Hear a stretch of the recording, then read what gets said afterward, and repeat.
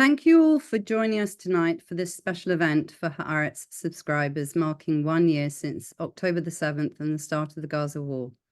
Thank you for your support this past year and also in the year ahead as the war expands to new fronts. No one in Israel will ever forget where they were at around 6:29 a.m. on Saturday, October the 7th, the day that Hamas attacked Israel, the day of human, military, and political disasters that changed everything in this region. October the 7th inaugurated what is now more than a year of devastating conflict for Israelis and Palestinians, and the extension of the conflict to Yemen, Lebanon, and Iran, from assassinations to missile and drone strikes, and the specter of more rounds of direct war between Israel and Iran. We are joined tonight by my colleagues, Haaretz journalists Bar Peleg, Shirin Falachsab, and Linda Dayan. We're here to speak to you about the day that their personal and professional lives collided, and the challenge of living through and reporting on this unprecedented conflict, how a year of war has changed them. I recommend that you all read Linda Dayan's exceptional piece interviewing 9 Haaretz journalists, including Bar and Shirin. It's called How Do You Report on a Massacre?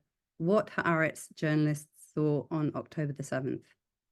Now, it's not common for our journalists to pull back the curtain and talk about how they report. We all prefer our words and images to speak for themselves. So this really is a unique chance to hear from them.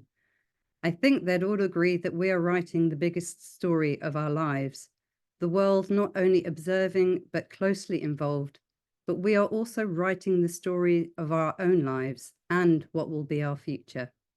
I want to thank you for sending in what were very insightful questions. And there's just one question that we received that I wanted to address myself. The subscriber, Peter from the United States, asked, how has your coverage differed from other Israeli and international news sources? Well, what you're about to hear will explain this better than any phrases I can come up with. But I will mention just this, that Haaretz is dedicated to meticulously accurate reporting, and it's rooted in being here on the ground, alongside an unflinching commitment to free and independent journalism and giving a voice to the voiceless. Shirin, who you'll hear from soon, put it perfectly in her interview with Linda. If we don't report it, who will? If I have a story and I insist I need to write it and publish it, I feel at least I am getting that voice out and allowing it to be heard by the world. And one important note, just for our audience abroad, we could be interrupted at any point by missile sirens, like we had in Tel Aviv just 2 hours ago. So if that happens, we will pause our briefings to get to shelter, and if the situation allows, we will resume it once it's safe. So Bar, I'm going to start with you. You left home in Tel Aviv on October the 7th, soon after 8 o'clock in the morning, and headed south. Now, I wanted just to start with a quote from the interview that you gave to Linda. We saw a dog wandering around by itself. I whistled to the dog and he approached me. I petted him. He started to lead us somewhere, to another area with 5 or 6 cars and murdered people all around us.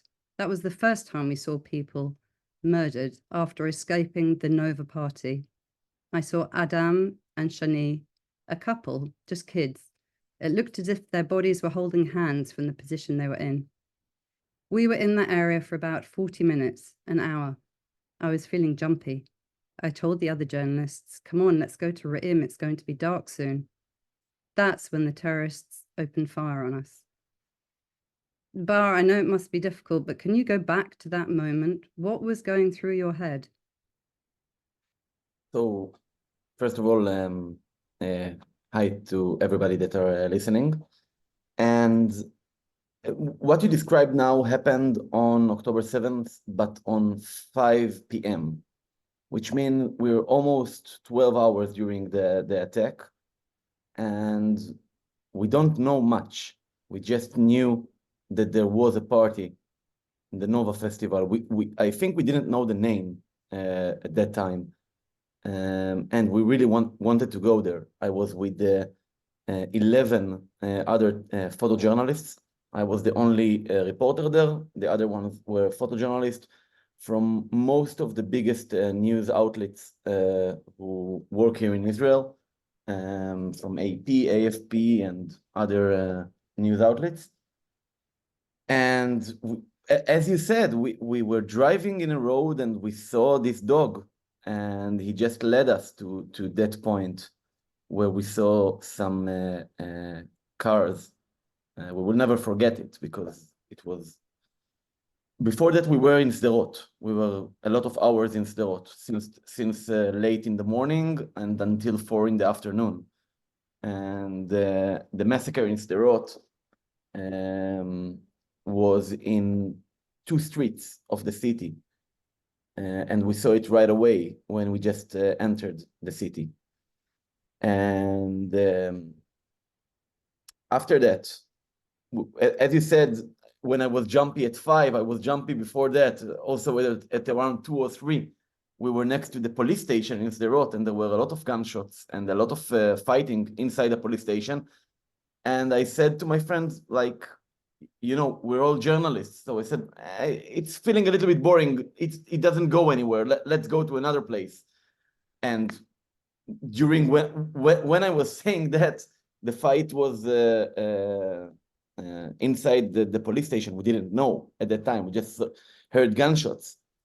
And when we went to road number 34, between Gevim and Yechini, we saw these cars, 5 or 6 cars, as you said, one of the death routes in the roads in the Otef. And as you mentioned, there were gunshots next to us. Today, actually last week, we discovered that the first shots weren't terrorists. The first shots that were fired towards us were from police officers who tried to eliminate terrorists who were maybe 40 meters from us. And then we just caught in the middle of a fight between terrorists and police officers and the army. And then they shot at us. My car got hit, 3 bullets in my car, and then I was on the floor and jumped towards another safe place. We were maybe half an hour there, not more than that, under fire. And the army rescued us. But the thing is that, and I wrote it at that day in my Twitter account, the army was at our point by luck.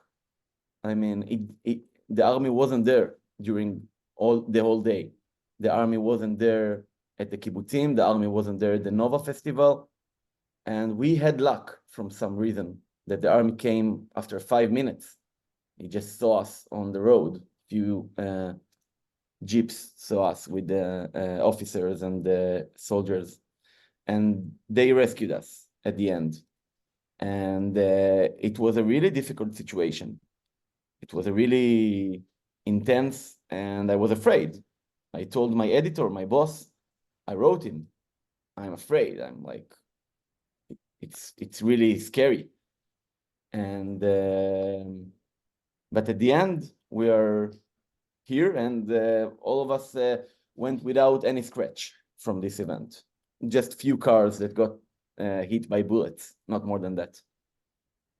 And was there anything in your experience as a reporter before October the 7th? Could any of it have prepared you for what you saw then?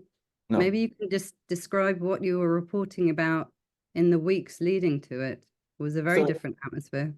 Yeah, my official title at that time was welfare and immigration reporter. But before that, I was a field reporter for Haaretz in the central region. And during the last years, I also covered the protests in Israel. and the protest movements. But every time that there was, before October 7th, there were a lot of days, we called it like a combat day, 24 hours, maybe 48 hours, that Hamas and the IDF clashes, mostly with the rockets from one side and airplanes and bombardment from the other side. And every time that there was a day like this, I went down to the south. I went down to the Otef, to Ashkelon, to Ashdod, wherever that I found stories. And you know, I'm used to lay down on the floor when there is a siren alarm and to hear the Iron Dome intercept a missile above my head, but I was never before that under fire, and I was never before that in a situation like that. And as I mentioned when I first started my to talk here, it was 5 p.m. 5 p.m. I thought that the Israeli army is under control and that everything is okay and that we're past through the horrible things that we just realized that happened in the morning. But it's not true, because at 5 p.m. there were a lot of terrorists and there were a lot of fighting in some kibbutzim and in other parts of the Otef, also at Sderot, also at Ofakim. Some of you may hear about Rachel Edry story that was hostage at that time. She was just released, I think, after 10 p.m. or something like that. So there were fighters and fighting at that time. But you can't be prepared for something like this. You cannot. Well, in fact, you say in your interview that October the 7th was the first time you'd seen, a dead body, basically. Yeah. At May 21, there was a 10-day war between Israel and Hamas, called Shomer Chomot in Hebrew. I don't know the English name of it. Guardian of the Walls. Yeah, The Guardian of the Wall, yeah. Sounds better in English, actually. But at that clash, there were a lot of fighting in the mixed cities. I was in Ramle, I was in Lud. I saw a lot of violence from both sides. The first few days from the Arab citizens, after that from Jewish citizens. And that event, these 10 days, really affected me for a year and more than that I was still under the impression of these events. I saw a lot of bad things. I saw a kid that was hit by a Molotov cocktail. I saw a lot of really bad situations. But the first time that I saw body in my own eyes, not through phone or anything, was October 7th. It was the 10 elderly people in Sderot that were waiting to fix their bus. We saw them. And actually, I saw them on my WhatsApp at that morning, like at 7 in the morning. I got a video of them dead, and I sent it to one of my editors, and I told her, like, okay, look, we have casualties. These were the first casualties that I saw. And like something like maybe 5 hours later, I saw them face to face, and I saw that, nobody even evacuated the bodies, and they said, okay, this is a really, really, really big event. This is not what we're used to. So when you were there, in the midst of events, what kind of, what was going through your mind in terms of getting the story? Was that still there, or was it much more a question of, I need to get out of here alive? No, I need to get out of here alive was when they shot at us. All of the other time, you don't think about it. Because if we were thinking about it, then we wouldn't go to Sderot and wouldn't go to the Otef. And we just wanted to go further inside the Otef that was blocked with police officers and the army. We just wanted to find a way to get inside, to get to Re'im. We wanted to go to Re'im. The whole day, we wanted to go to Re'im, we wanted to go to Be'eri. These were the two places that we heard that things are happening there, and we wanted to go there. We didn't know as well as the police and the army. We didn't know anything about Nir Oz at that day. We didn't know anything about Kfar Aza at that day. We knew about Be'eri and we knew about Re'im, and we wanted to try and get there, and we wanted to try to tell a story and wanted to take photos of what's happening. Most of the photos that you people saw from October 7th from photojournalists, I mean for newspapers, were taken by the group that I was in. And these are my friends, but I met them by accident at the gas station next to Ashkelon at that morning. So what everybody saw on October 7th in the newspapers are them. And there is like a great photo of soldiers running with rifles, and there is a white car and sunset. So the white car is my car. And it was like, yeah, so, because we were all there and everybody took photos of it. You know, when you shoot at 12 journalists, it will be a really documented event. Well, I can imagine. Now, I'm sure you never imagined, even in the heat of the day there, that a year later, Israel would still be at war with Hamas in Gaza. And not only that, that Israel would also be in a ground operation in Lebanon. So you just yesterday were embedded with IDF forces in Lebanon. Can you give some idea of what you saw? Yeah, so yesterday I was in southern Lebanon.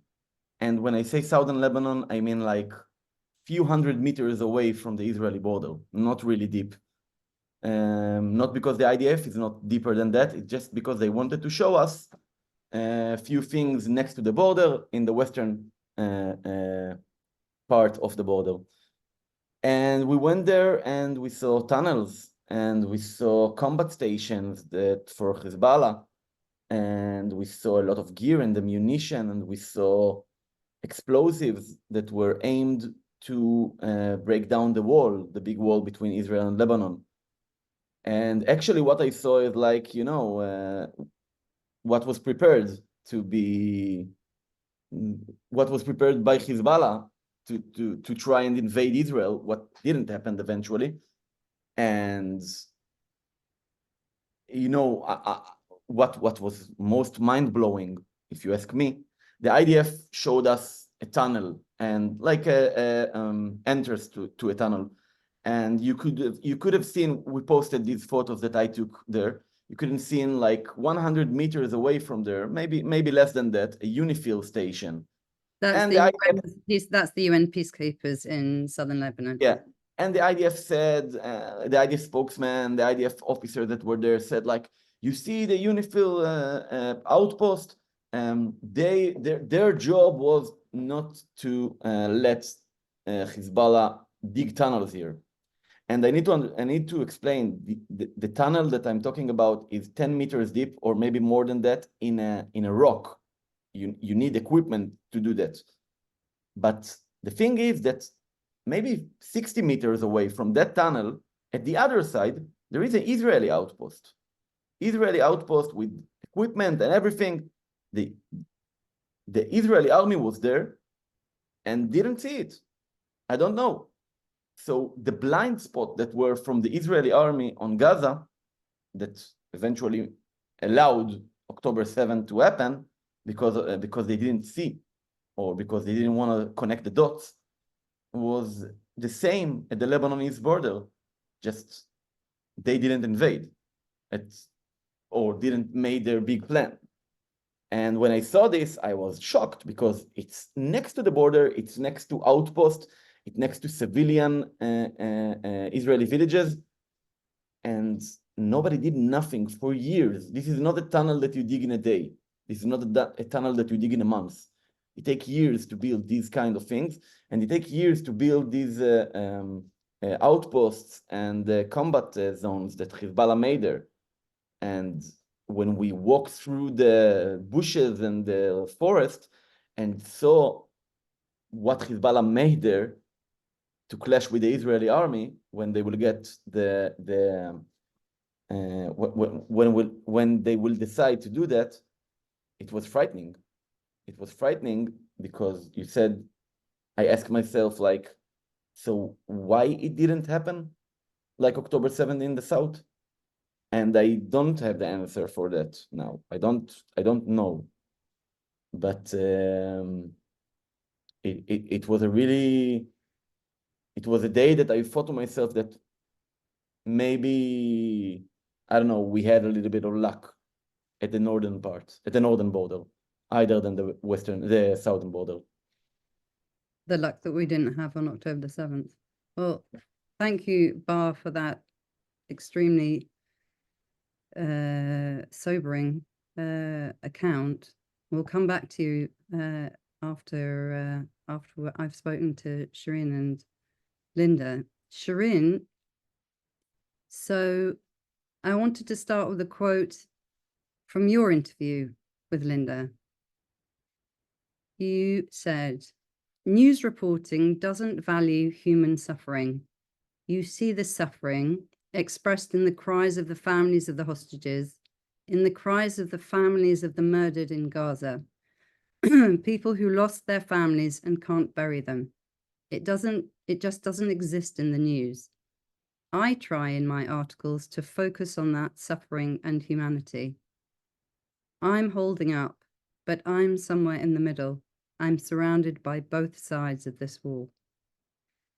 Can you go back also to October the 7th and talk about how the realization of what was going on, how did it break on you? Thank you, Esther. Thank you for having me, and good evening for all the subscribers. I remember two things from the October 7th.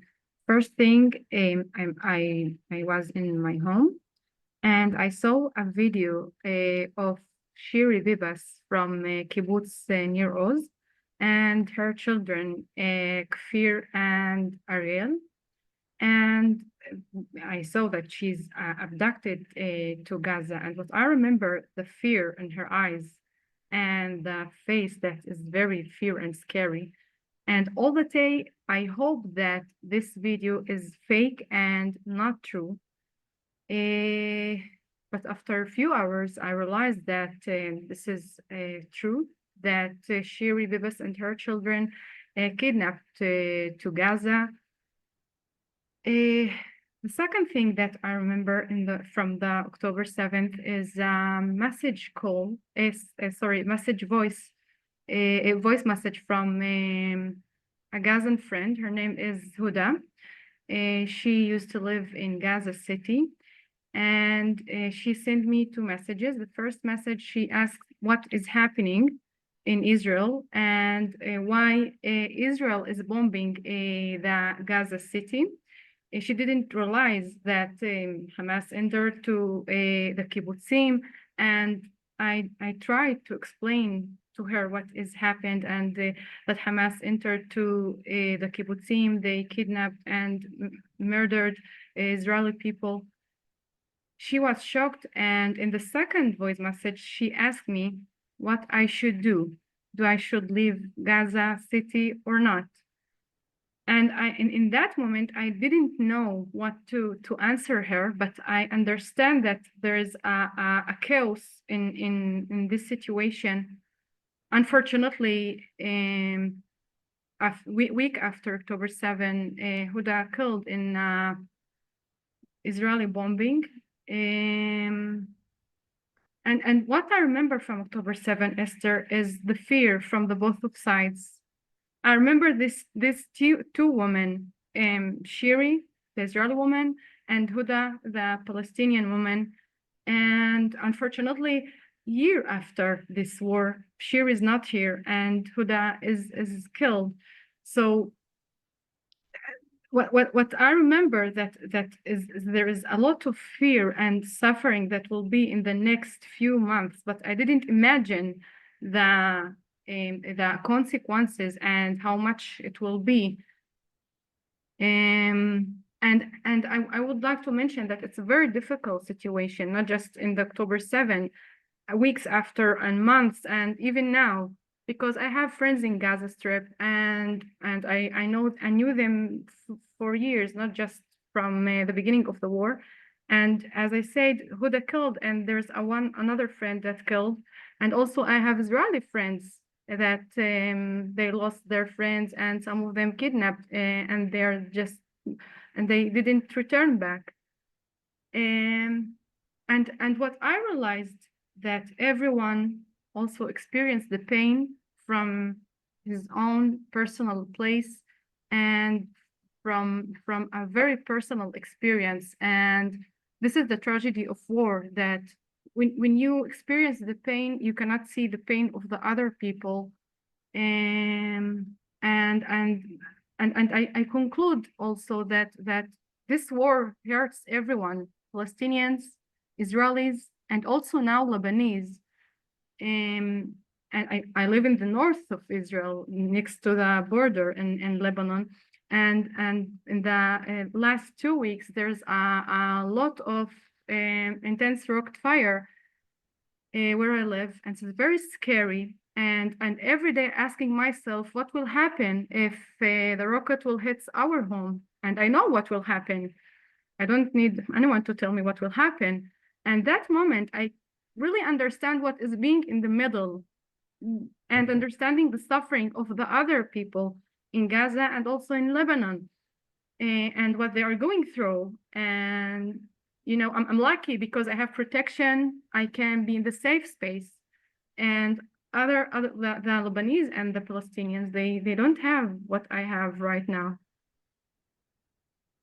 Can you talk a little bit about what it has been like being one of our principal ways to bring voices from Gaza, but also the responses to what you've been reporting, and the space given to those voices from Gaza from Israeli audiences, international audiences, however you want to take it? Okay. Let's put the truth on the table, that Gaza does not exist in the consciousness of the Israeli people, and even before the war. And for them, it's just like a black hole. And I knew that before the war and before starting covering the humanitarian crisis in Gaza. And I understood that it will be a difficult challenge for me to bring these stories for the Israeli audience. I'm writing in Hebrew. Because also Haaretz is the only newspaper that covering the humanitarian crisis in Gaza, not from a military point of view, trying to bring voices of the Gazan people from their day life during the war. So I knew the importance to bring the humanitarian experience. The Israeli media, when they covering Gaza, they looking at the Gaza people as an object, and I'm trying to tell the story and to bring the humanity of the Gazans. People who killed, they are not just numbers. They are people. They have names, pictures. They have life. They have dreams and plans. And I published a piece about diaries of the Gazan writers, just to bring their personal experience of how they face the war and the existentialistic tragedy in this war. Also, we published an article about how mothers and children cope with the lack of water and electricity and food. It's very hard task, Esther, for me, because we are just a minority that covering Gaza in this point of view. Me and Amira Hess. In the first months, I was very afraid, by the way, because there's a lot of dehumanization of the Gazan people. Israelis didn't want to know anything about Gaza's suffering, and I can understand that, but I'm very surprised that we are year after the October 7th, and until now, the Israeli media, the mainstream media, they're not covering what is happening in Gaza in the humanitarian crisis. It's very surprising, and I'm very disappointed for that. And some of that reluctance to look over the border, you've also experienced in terms of attempted intimidation as a reporter, especially, you know, many Arab journalists in Israel really feel that they are being targeted in quite an aggressive way, whether or not they actually cover what is going on in Gaza or not. But maybe you can say something about what it's been like in terms of the climate in Israel for reporting. I'm very lucky that I'm writing in Haaretz newspaper because I have the whole freedom of speech, but I'm talking with Arab colleagues that working in other Israeli media and Arab media, and they know that there have limits that when they're reporting about Gaza. It's unfriendly climate for Arab journalists who work in Israel. And not just as a journalist, they treat us not a journalist, they treat us as citizens that are suspected, and sometimes I'm afraid that the police, the Ben Gvir police, will knock the door and will questioning me about the pieces and the resources, and we saw that, Esther, in the last month. What happened to Al Jazeera offices in Ramallah, and yesterday what happened in East Jerusalem, 2 Palestinian journalists arrested because they interviewed a citizen in Jerusalem. So there's the freedom of press and the freedom of expression is in danger in Israel. We should say that. And if I wasn't a journalist, an Haaretz journalist, I would have been arrested a long time ago. The whole there's a whole censorship, and also the Arab citizen, they cannot express solidarity or to express themselves on the social media. The government and also the Israeli police treat the Arab people in Israel as suspected. A person can find himself under arrest because a post that he posted in social media, or because a song, or because a movie, and we saw that recently more and more, and you know, I cannot imagine what will happen in the few months, and where will we be, and maybe they will also arrest a journalist. By the way, a bar that covering also the in Afghanot Protests. Yeah, the protests in Tel Aviv. We saw that the police tried to just give him away and not to take pictures and to cover the protest in Tel Aviv. So the police tried to stop us, both Israelis and Palestinians and Arabs, and the freedom of speech and the freedom of the press in Israel, both in Palestinians and Israeli, is in danger. I can't imagine what will happen in next year. We're very afraid. Bar, do you want to say something about that? I mean, definitely the police is clearly interested in intimidating protesters more than we've seen for a long time. And you know, with the protests, just for the sake of the audience, many of these protests are calling for an immediate deal to free the hostages. And sometimes it's family members of hostages who are being, well, not exactly roughed up by the police, but they're not being treated kindly either. And some of them being roughed up. That's also Okay. true. So Well, the war was, when it broke, it was cutting almost a full year of protest, the biggest protest that Israel ever saw against the juvenile overhaul. And,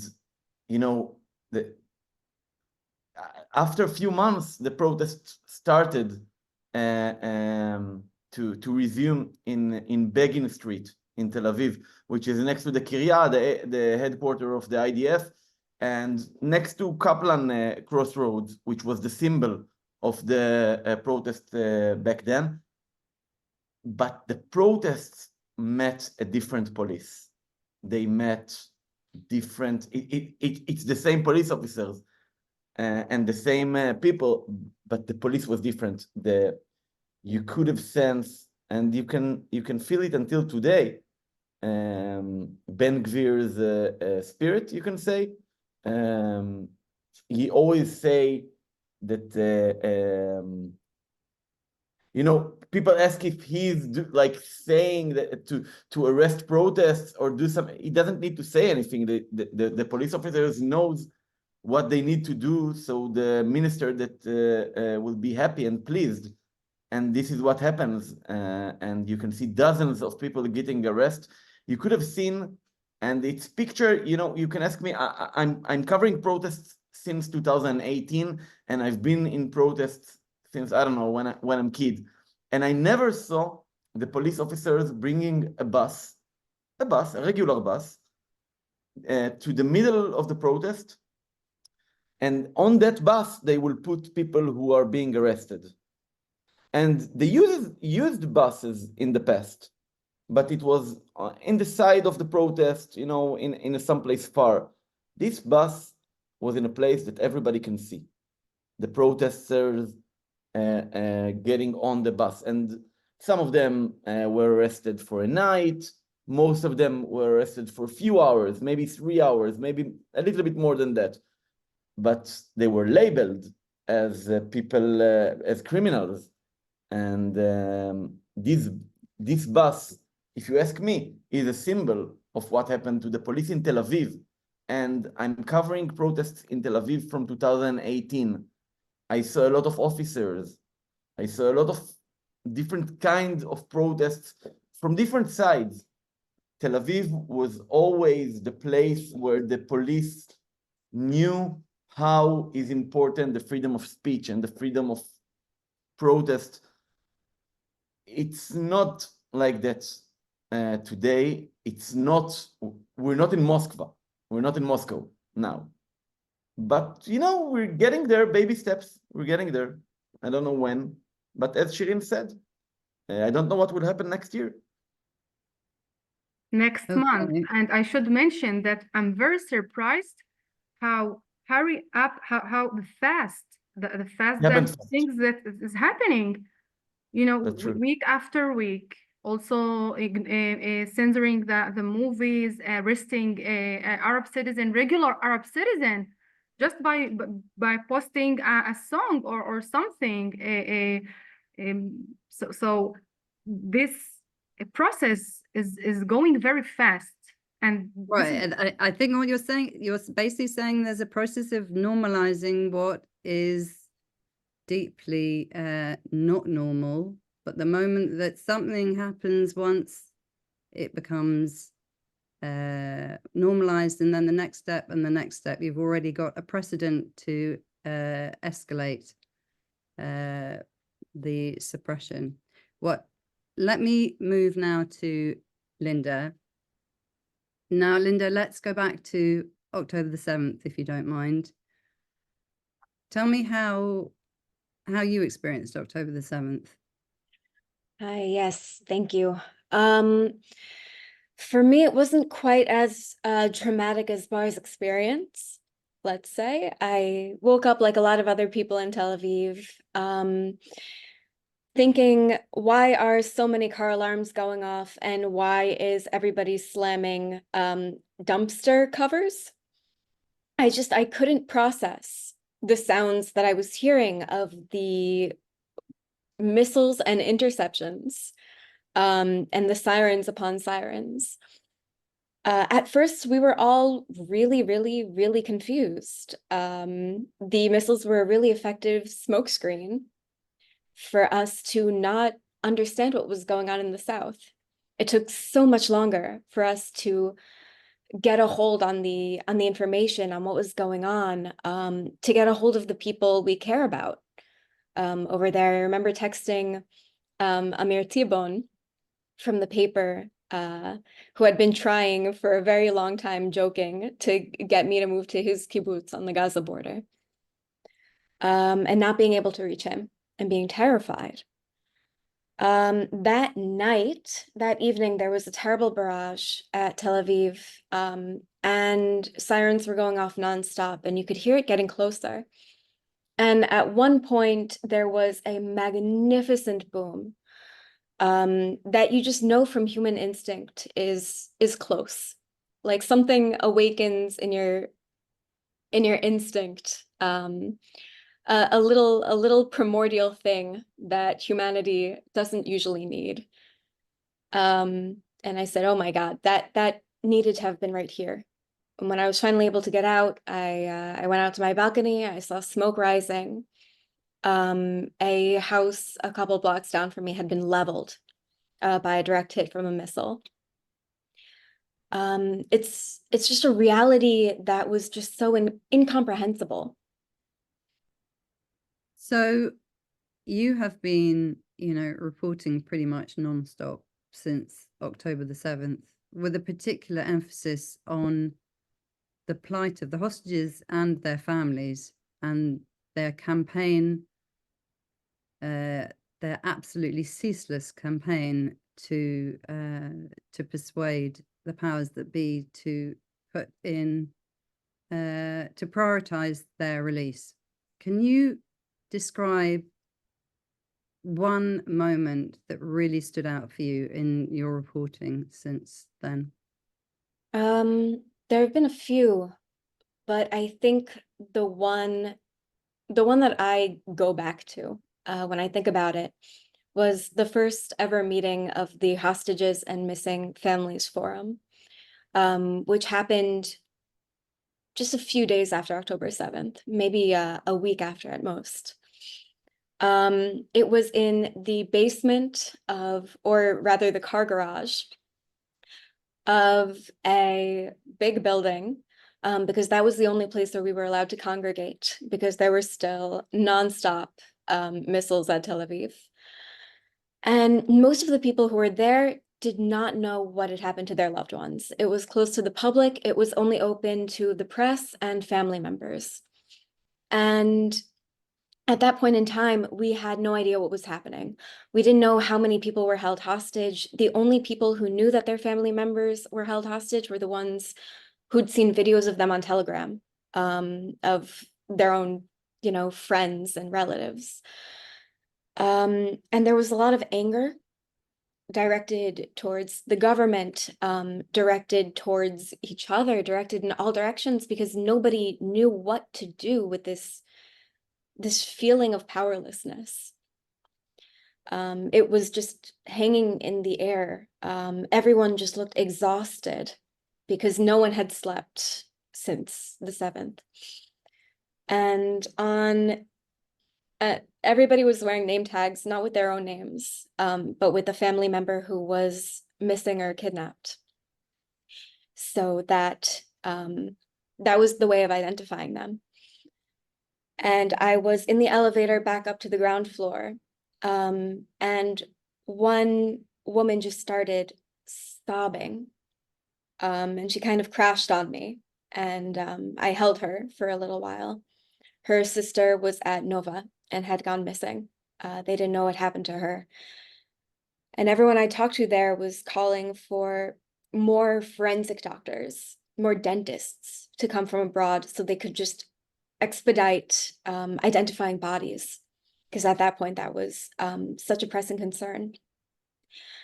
And just to be surrounded by people trying to do the best with what they had, which was so little, but trying to band together in order to make the reality around them make sense, was something that I don't think I'm ever going to forget. Now, you conducted these 9 interviews with Haaretz journalists, and this is part of what you wrote in the introduction. Journalists are assumed to be silent observers, not touching the environments they report from and emerging from them untouched themselves. A lot of the time, we are. But what does it mean to be a correspondent from the south of Israel, running from the missile fire you're reporting on? How do you edit a news site when the biggest story of the day is the massacre at the kibbutz where your parents live? What do you do when you're sent to document the devastation of your own neighborhood? Now, what struck you most in the interviews that you conducted? And tell us if there were any common themes that emerged. So I really started thinking about the concept of what it means to be touched by your environment or not to be touched by your environment as a journalist. When I was talking to Eli Hershkovitz, who is a Haaretz photographer, and he photographs in the South, and he himself lives in kibbutz Cholit, which was under horrific attack during October 7th. And he told me that as he was in his safe room, where he had tied the doorknob and the handle of his window and was just trying to keep safe because he could hear the terrorists outside and he could smell the smoke, that he got a call from a wire service saying, or one of the news agencies saying, hey, can you send over some pictures of what's going on in the kibbutz? And he said, unfortunately, I don't have the bandwidth. Yeah, exactly. I don't really have much reception, and also if I walk around out there, I'll get killed. So unfortunately, I can't send anything, but please don't call me again. Just that assumption that he wouldn't be affected by the devastation going on around him. The assumption that as a journalist, he's impervious to the situation unfolding in his own home. Is astounding, and usually people won't say it out loud, but it's an assumption that people have, that journalists will go to war zones and emerge unscathed. But what do you do when the war zone is your own house? Another thing that struck me that people talked about constantly, and it didn't matter where they were on the 7th or what they handled, but that feeling of powerlessness, the feeling of not being able to get help to the people who needed help. Especially because as journalists, you amass all of these contacts, and they might be high up in the military, they might be in the police, they might be in rescue services. And you know that it's a tiny country, and everybody knows someone, and you can call in a favor and people will help each other. But no one could get the different gears to move. No one was able to leverage the power that they had to make any of the situation go away.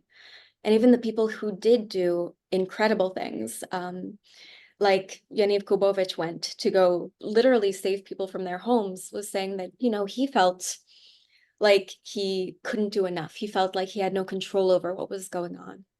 So that was something that also recurred. You also heard from other journalists that they had the kinds of ways that they, the modes that they went into to get through the time, because on the one hand, they're still, for instance, editors, or writers. On the other hand, you know, a calamity is unfolding in their own family. What was it like hearing from people saying that they went into this kind of automatic mode? To me, it made complete sense. You look at it, and there are a lot of ways that the human mind can cope with and sort through information as it's coming towards them. And I think the person who most embodies that state was Sivan Klingbeil, the editor-in-chief of The Marker, which is Haaretz's economic imprint. Her entire family is in Nir Oz, or rather her parents are in Nir Oz. She grew up there. Her loved ones are there. Her friends, some of her friends are there. Their families are there. And she was taking care of her newspaper while getting the most horrific phone calls from people trying to see if there was a way that they could get help to the kibbutz.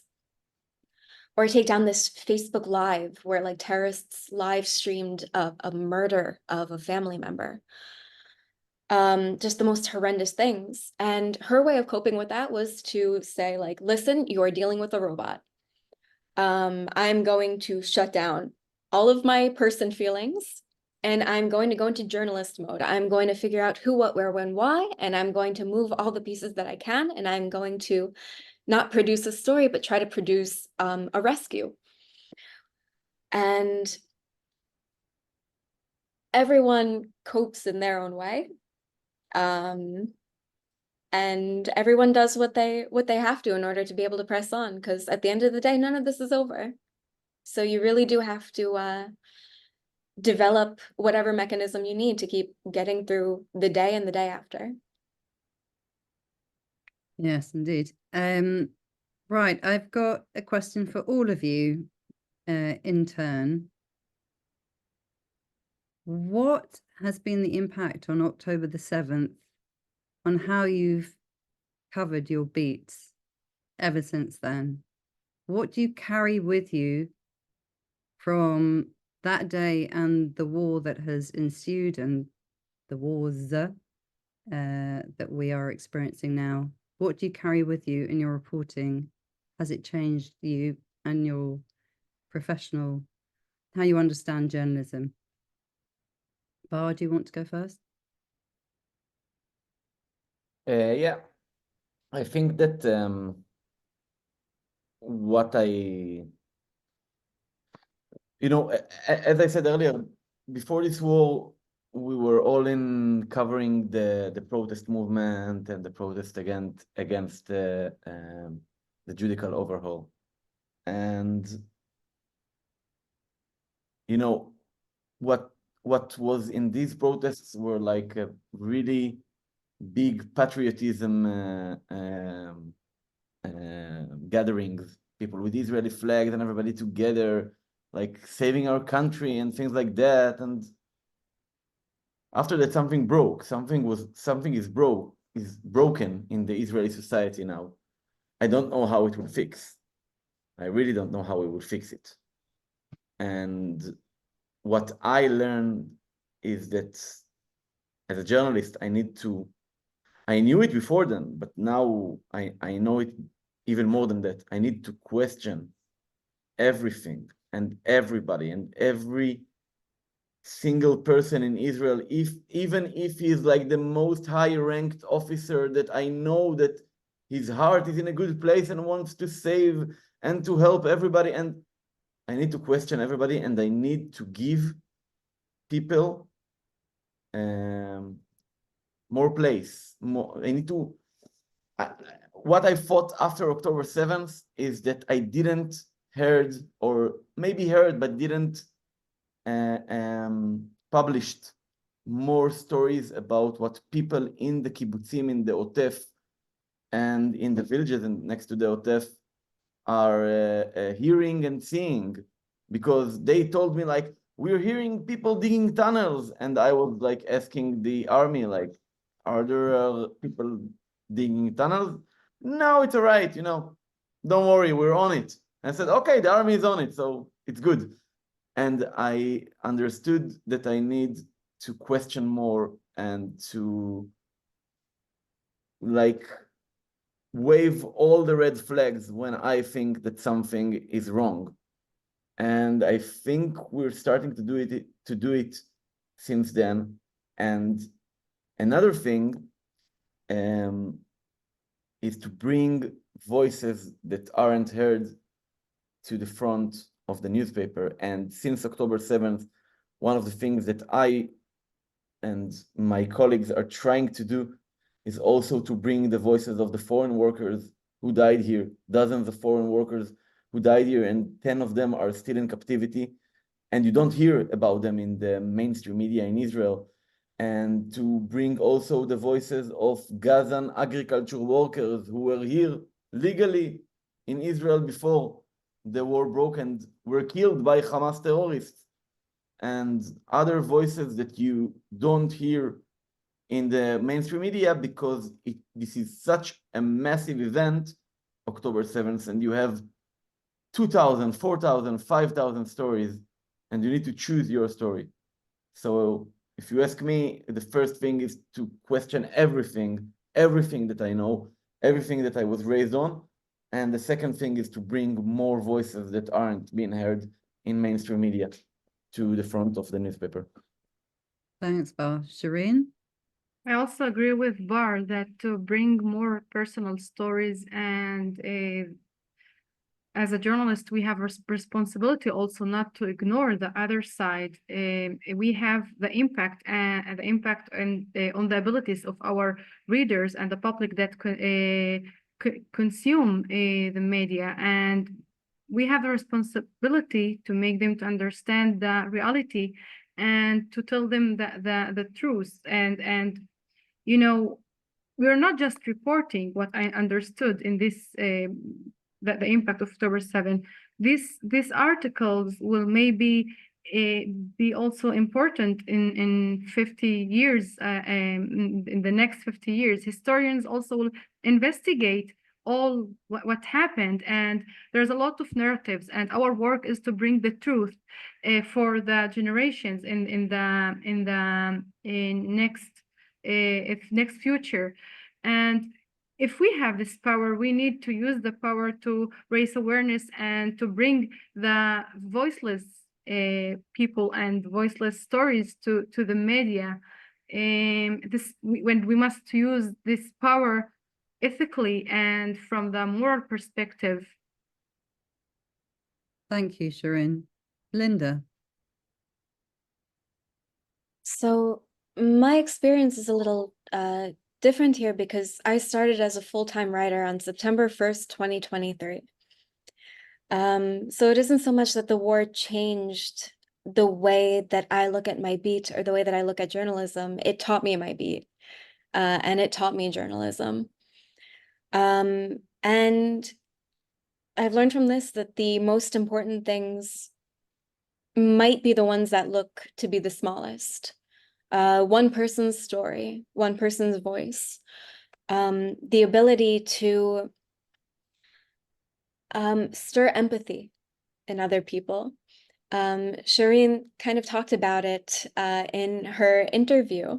The importance of showing people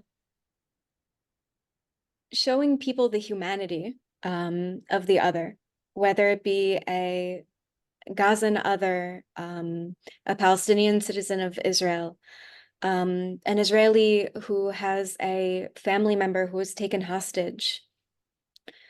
Really, as everyone was saying, bringing these voices to the forefront, but also showing that there are many, many, many different ways to live this reality. Right, well, one final question, because we're about to go over. I did debate about whether to ask this question, but I think we have to. And it's a question that Christopher from the United Kingdom sent in. Amid the seemingly unrelenting horror of the situation that we all find ourselves in, do any of you see any signs of hope? I'm going to go backwards this time. Linda, I'm going to start with you. I'm glad to be in the end now.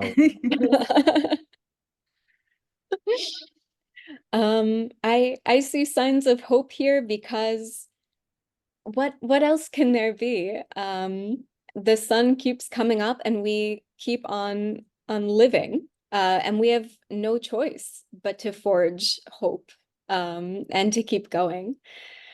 Even though everything sounds so terrible and everything might be truly just so unbelievably difficult, just the importance of the connections that we have with other people, especially other people who we're going to be building a future with. And this seems terribly vague, but for instance, the first time I went out for dinner after the war started was with a good friend of mine who's a Palestinian from East Jerusalem, and we went and we got sushi, and she looked at me and she was like, "So, what's your favorite conspiracy theory been?" And just the fact that we can all still sit down and laugh about things that are unrelated, things that are completely related, our own terrible situations.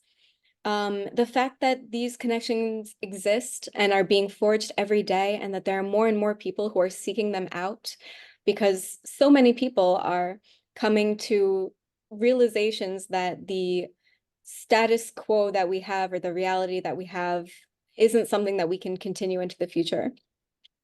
I think that gives me hope. I've seen incredible coexistence initiatives come out of this. I've seen wonderful partnerships and friendships and unlikely connections come out of this. And if these connections can be forged here and now in this awful situation, then that's a sign of, I think, wonderful things that are to come. Well, I'm very impressed, because I have to say, even people who were born optimists here have found finding any sparks a bit difficult. Shireen. Before I start, Linda published a great piece about initiative in the Hebrew University in Jerusalem, Palestinians and Jews that gathering and try to connect and talk about the future. It's a great piece, and I think it's important to read it, and that brings hope. And for your question, I'm trying to ask myself every day where I can get the hope. Because without hope, as human beings, we will not exist, and war is killing the hope. And I should say that I don't get my hope from politicians or Israeli leaders or Palestinian leaders. I agree with Linda that we have to look for hope in the connection with peoples in the everyday life. I would like to share you my personal experience. I asked a young artist about hope, and she told me that hope is something you have to work for. And I'm not full of hope. We are just minority, but there's people in Israel, Arabs and Jews, and also Palestinians who live in Jerusalem. They have initiatives, and they are social activists, and even in the academy, in some of the universities, they're trying to understand how to fix it and bridging the gaps. And I think that it's only hope we can work for it, and just a dialogue between Jews and Arabs could bring some hope. And the last week, I participated in a virtual conference in University of Tel Aviv. And I was surprised because the concept of the conference was talking about Gaza and the Gazan people and the humanitarian crisis. And they invited me as a Haaretz journalist, and I invited a Gazan woman that she was in a Gaza Strip, and I interviewed her live in this conference. And she told me her story in Arabic. I translated to Hebrew. But after I finished this conference, I think that this is kind of hope, and we cannot just surrender. We have to just keep doing these things and bring hope for us, first of all, and for others. Okay, Bar, you get the final word. Not sure that it's good to end with me, but let's try, because, you know, Linda said that the sun still rises every morning, and for a lot of people in Israel, and I think that I'm inside of them, it's not that it's past a year. This year passed really fast. It's like 370 something sunrises and 370 something sunsets since that day. It's a day that changed our lives. It's a day that changed Israel forever. And at this point of view now, I'm not optimistic. You can ask me again in a year. Let's see what's going on. But at this point now, I'm not optimistic. And I really hope that I'm wrong. And I really hope. What worries you the most? If you can even, or the shopping list is so long you can't even start. First of all, I think that the shopping list is really long.